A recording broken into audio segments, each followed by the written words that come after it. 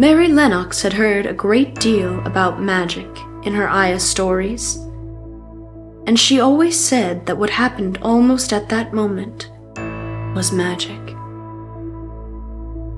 One of the nice little gusts of wind rushed down the walk, and it was a stronger one than the rest.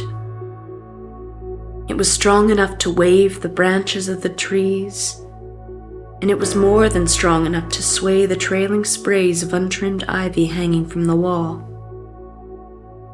Mary had stepped close to the robin, and suddenly, the gust of wind swung aside some loose ivy trails, and more suddenly still, she jumped toward it and caught it in her hand.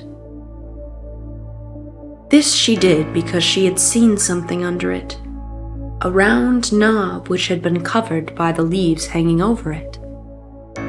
It was the knob of a door. She put her hands under the leaves and began to pull and push them aside. Thick as the ivy hung, it nearly all was a loose and swinging curtain, though some had crept over wood and iron. Mary's heart began to thump, and her hands to shake a little in her delight and excitement. The robin kept singing and twittering away, and tilting his head to one side as if he were as excited as she was. What was this under her hands, which was square and made of iron, and which her fingers had found a hole in? It was the lock of the door, which had been closed 10 years, and she put her hand in her pocket, drew out the key, and found it fitted the keyhole.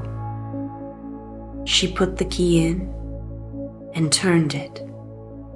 It took 2 hands to do it, but it did turn. And then she took a long breath and looked behind her up the long walk to see if anyone was coming. No one was coming.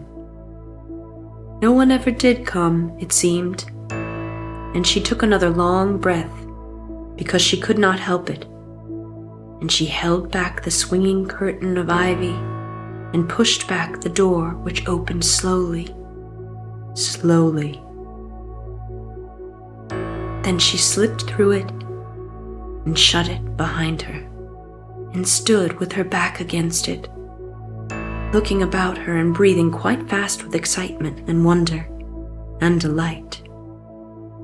She was standing inside the secret garden.